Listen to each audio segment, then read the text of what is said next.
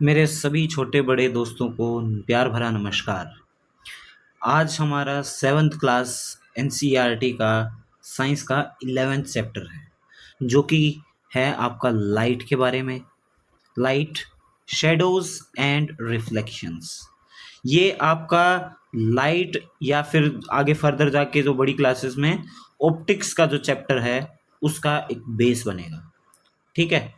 सो इस चैप्टर की हम शुरुआत करते हैं और ये बहुत इंपॉर्टेंट चैप्टर है जिसके बेसिक क्वेश्चंस आपके एसएससी और रेलवेज के एग्जाम में ज़रूर आते हैं। प्लीज़ फुल अटेंटिव होकर आप इस क्लास को देखिएगा। और बहुत लंबी क्लास नहीं होने वाली, बेसिक सी चीज़ें हैं और आपको रिवाइज करवाऊंगा। That's it. बस थोड़ी सी देर आप ध्यान दीजिए। सबसे पहली चीज़, लुमिनस ऑब्जेक्ट कौन से होते हैं और नॉन लुमिनस ऑब्जेक्ट कौन से होते हैं। लुमिनस ऑब्जेक्ट वो होते हैं जो खुद की लाइट एमिट करते हैं, जैसे कि हमारा सूर्य। सूर्य क्या है? एक तारा है, स्टार है। ऐसे हमारे और ब्रह्मांड में ढेर सारे तारे हैं सूर्य जैसे, तो वो क्या है? लुमिनस ऑब्जेक्ट्स हैं। लेकिन फिर नॉन लुमिनस कौन से हैं? जैसे कि हमारे मून, हमारा जो मून है वो नॉन लुमिनस है। लेकिन आप बोलेंगे कि रात के अंधेरे में तो चांद चमकता हुआ नजर आता है, लाइट एमिट करता है, बट वो उसकी खुद की लाइट नहीं होती। चांद सूरज की जो रोशनी है उसको रिफ्लेक्ट करता है। ठीक है। जैसे जैसे चांद पे उस रोशनी पड़ेगी सूरज की, वो उसको रिफ्लेक्ट करके हमारे तक पहुंचाता है, लेकिन वो उसकी खुद की रोशनी नहीं होती। इसीलिए चांद आपका नॉन लुमिनस ऑब्जेक्ट है। अब थोड़ा सा ये बताया गया है एलईडी के बारे में। देखो, पहले आपने देखे होंगे, बहुत पहले तो आपकी बिजली ही नहीं होती थी। मोमबत्ती, मशालें और इस तरह की छोटे छोटे लालटेन से काम चलाते थे। फिर आपकी पीले कलर के बल्ब आपने देखे होंगे कि इस तरह के बल्ब आपके घरों में होते थे। फिर उनको रिप्लेस किया सीएफएल ने। सीएफएल के अगर आपकी फुल फॉर्म आ जाए कभी एग्जाम में, तो कैंडेसेंट फ्लोरेसेंट लैम्प, ये आपकी सीएफएल की फुल फॉर्म है। ये क्या होता है? दूध या रोशनी देती थी। सिमिलर पैटर्न पे एलईडी भी है, जो कि आपको दूध या सफ़ेद रोशनी देती है। और क्या है कि वो कम पावर लेती है, कम आपकी जो बिजली है वो खर्च होती है, और वो ब्राइट मतलब ज़्यादा रोशनी देती है। तो एलईडी आजकल हर घर में या हर ऑफिस, हर जगह आपको एलईडी देखने को मिलेगी। अब लाइट को हम पढ़ रहे हैं। लाइट तो हमें पता है, जैसे सूरज की रोशनी लाइट है। तो does light travel in a straight line?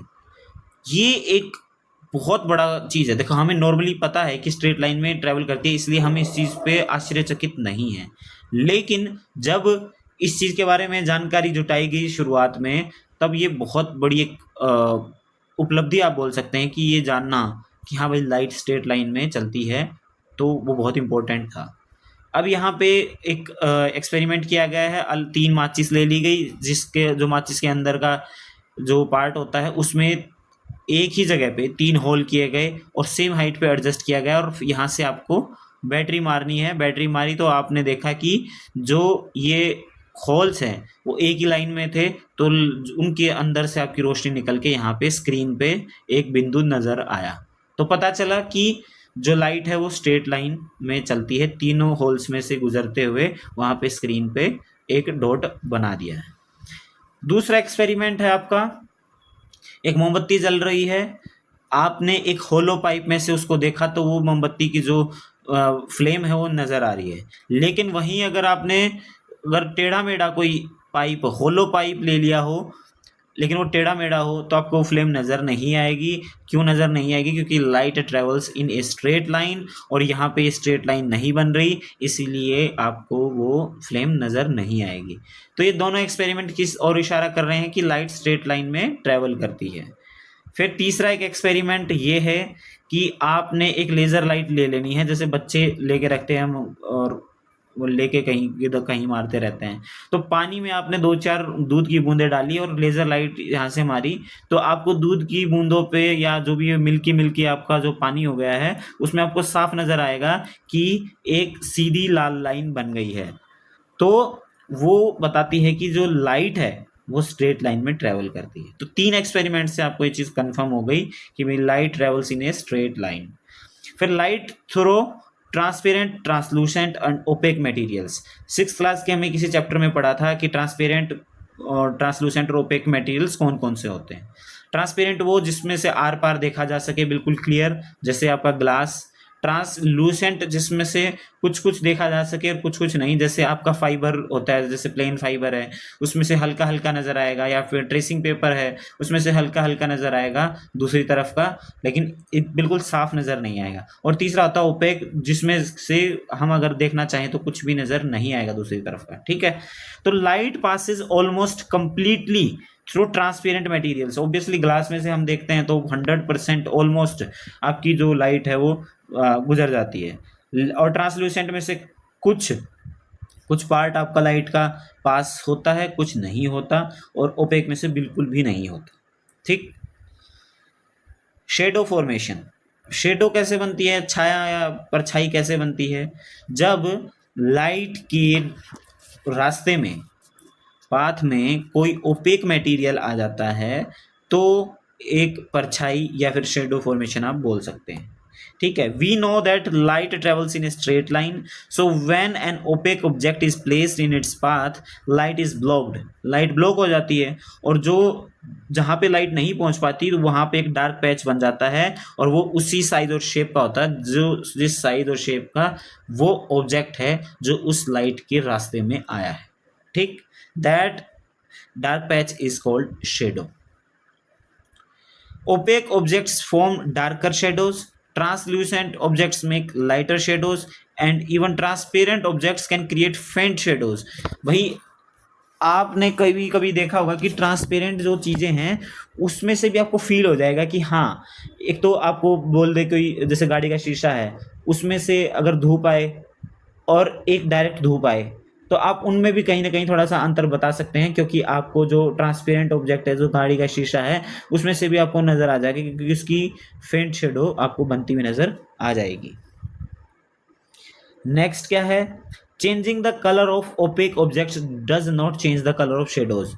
भाई जो शेडो बनती है वो हमेशा हमेशा ब्लैक कलर की बनती है, चाहे आपने बीच में कोई भी कलर का ऑब्जेक्ट रख दिया हो, लेकिन शेडो बनेगी तो सिर्फ ब्लैक कलर की।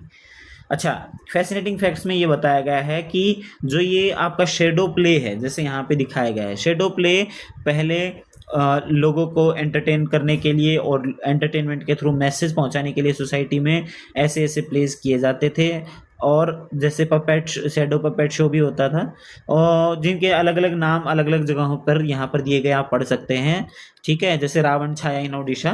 तो वो चीज़ कैसे होती थी भाई, लाइट के जो पाथ में है ना ऑब्जेक्ट्स रख दिए जाते थे और उससे वो शेडो बनती थी। वो एक प्ले होता था, जो एक मतलब ऑब्वियसली ट्रेंड जो आपका पपेट्री है या पपेट चलाने वाला है, तो वो इसको अच्छे से मैनेज करता था। ठीक। रिफ्लेक्शन ऑफ लाइट पे अब आ जाते हैं। तो रिफ्लेक्शन कैसे होता है? यहाँ पे हमने जैसे अब बचपन में आपने भी किया होगा कि धूप आ रही है और धूप में हम शीशा लेके खड़े हो गए और दूसरी जगह पे हम उस शीशे की जो भी रोशनी है रिफ्लेक्ट होके दूसरी जगह पे चली जाती है और हम उसको घुमाते रहते हैं अपनी इंजॉयमेंट के लिए। लेकिन जो ये एक्टिविटी है ये बताती है कि जो शाइनी सरफेस है वो डायरेक्शन ऑफ लाइट वो चेंज कर देता है जो उसके ऊपर पड़ी है। ठीक। The change in the direction of light by a mirror is called reflection of light. जैसे कि लड़की ने किया है, यहाँ पे हम देख सकते हैं कि कंघा है, एक एक्सपेरिमेंट बताया गया है, कंघा है उसमें से सिर्फ एक गैप को छोड़ के बाकी को ब्लैक पेपर से कवर कर लिया है, और फिर ये जो आपकी एक सिंगल स्लिट ऐसे एक लाइन की फॉर्म में आगे लाइट जा रही है। ठीक है, ये ऐसे ऐसे ये एक बिल्कुल सीधी लाइन सी जा रही है, फिर आगे रख दिया प्लेन मिरर टेढ़ा करके, वो उससे टकरा के किसी दूसरी डायरेक्शन में चली गई। ये भी क्या है? एग्जाम्पल है आपका reflection of light. The path of light beam is changed after falling on the mirror, the reflection of light occurs at the mirror. भाई वो पाथ क्यों चेंज हुआ? क्योंकि रिफ्लेक्शन अकर हुआ है आपका मिरर पे। ठीक। फिर अब इमेज फॉर्मेशन की बात कर लेते हैं। सबसे पहले आपके प्लेन मिरर पे the pen which appears behind the mirror is the image of the pen formed by the mirror। The pen itself is the object. अब इस केस में आगे बड़े बड़े एक्सपेरिमेंट होंगे तो उनके लिए तैयार किया जा रहा है। तो इस केस में पेन तो है आपका ऑब्जेक्ट, और जो पेन की ये जो दिख रही है सेम बिल्कुल डिटो कॉपी, ये है इमेज। और ये क्या है? Image of the pen in मतलब formed by the mirror. Mirror ने ये इमेज बनाई, अपने आप से नहीं बनी वो। ठीक, अब ये भी चीज़ नोटिस करने वाली बात है, हमने पेन की निब ऊपर की तरफ करके रखा था और शीशे में भी हमें ऊपर की तरफ दिखा, तो जो इमेज है वो कहलाएगी इरेक्ट। इरेक्ट मतलब सीधी, इरेक्ट मतलब सीधी। इसका जिक्र क्यों किया? क्योंकि अभी आगे के जो एक्सपेरिमेंट है उसमें आपको पता चलेगा। An image formed by a plane mirror is erect. भाई प्लेन मिरर से ये क्वेश्चन आपका एग्जाम में आता है, ये बात पे ध्यान रखिएगा कि प्लेन मिरर कोई भी इमेज बनाता है वो इरेक्ट ही बनाता है, सीधी बनाता है, टेढ़ी उड़ी टेढ़ी मेढ़ी उल्टी कुछ नहीं बनाता, सीधी बनाता है। And the image formed by a plane mirror can not be obtained on a screen. मतलब जो प्लेन मिरर इमेज बनाता है उसको हम पर्दे पर नहीं ले सकते, उसको सिर्फ हम ऑब्जर्व कर सकते हैं ओनली इन प्लेन मिरर। ठीक, यहाँ पे ये लड़का है अपना लेफ्ट हैंड उठाए हुए है, लेकिन जो इमेज बनी हुई है मिरर में उसमें उस लड़के का राइट हैंड उठा हुआ है। तो इसके बारे में बात की जाएगी।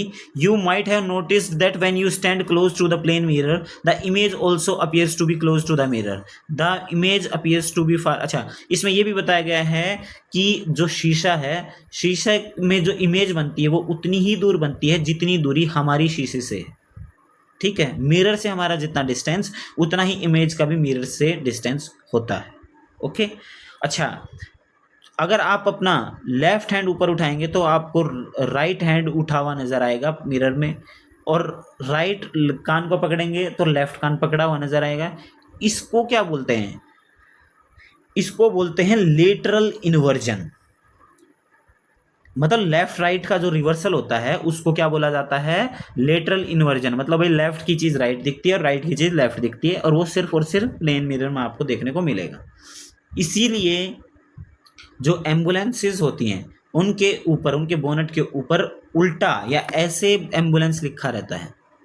ऐसा क्यों लिखा रहता है? कि उनके आगे जो भी गाड़ी चल रही है वो अपने रियर व्यू मिरर में देखेंगे तो उनको सीधा एम्बुलेंस नज़र आएगा, तो तुरंत प्रभाव से वो रास्ता छोड़ देंगे ताकि एम्बुलेंस आसानी से निकल सके।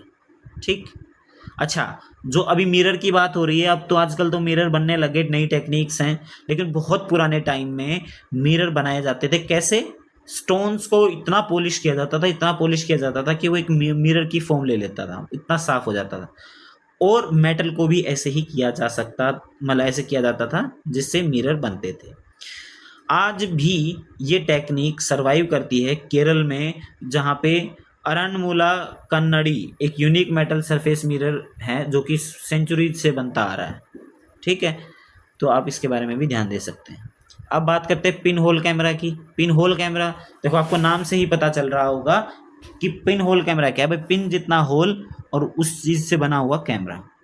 Pin hole camera is a device in which the light rays from an object pass through a tiny hole that is a pin hole and form an image on a screen.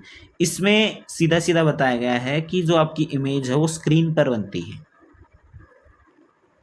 यहाँ आप देख सकते हैं कि ये cardboard है, उसमें एक पिन होल किया गया है, उस थोड़ी सी दूरी पे आपको एक कैंडल नज़र आएगी जो जली हुई है, और कैंडल की जो फ्लेम है उसका जो उल्टा इमेज है वो आपको सामने स्क्रीन पर नज़र आएगा।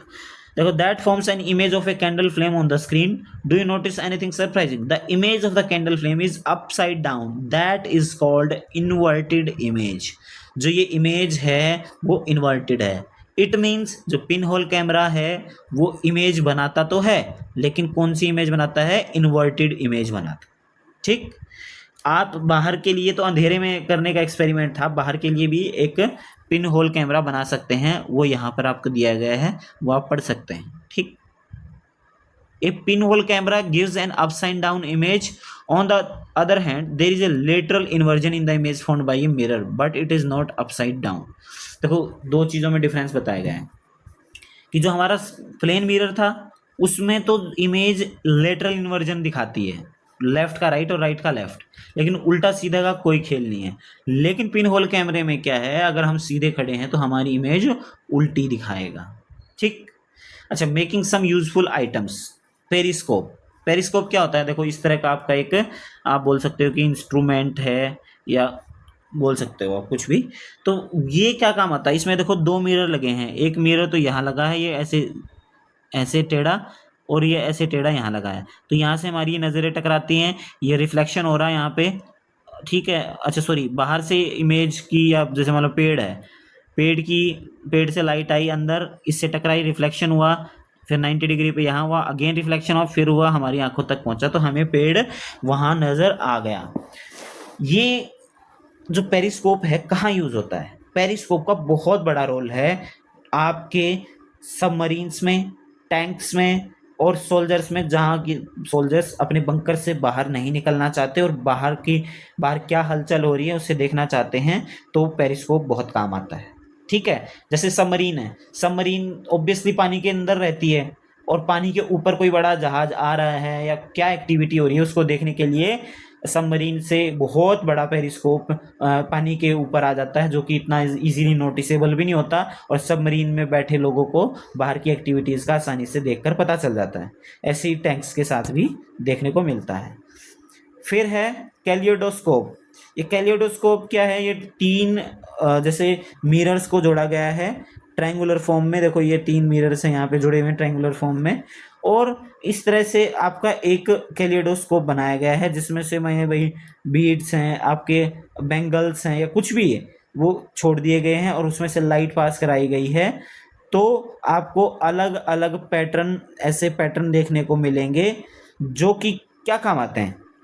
आप बोलोगे ये क्या काम आते हैं, इससे क्या है, जो डिज़ाइन करने वाले हैं, इसको डिज़ाइनर्स हैं, आर्टिस्ट हैं, वो कैलियोडोस्कोप से उनको आइडियाज़ मिलते हैं कि किस किस तरह के पैटर्न नए बनाए जा सकते हैं। ठीक। तो इसको बोलते हैं कैलियोडोस्कोप। तो यहाँ पे हमारा लाइट वाला चैप्टर ख़त्म होता है। इसमें बिल्कुल बेसिक जानकारी दी गई है, जो कि आगे आने वाले चैप्टर्स या आगे आने वाली क्लास में जो लाइट से रिलेटेड चैप्टर होंगे वहाँ बहुत काम आएगी। आई होप आपको सब समझ में आया होगा। ठीक है। नेक्स्ट क्लास में, आज नेक्स्ट क्लास होगी हमारी 7th क्लास की लास्ट क्लास होगी। तो ठीक है, नेक्स्ट क्लास में मिलते हैं। बाय बाय, टेक केयर, जय हिंद।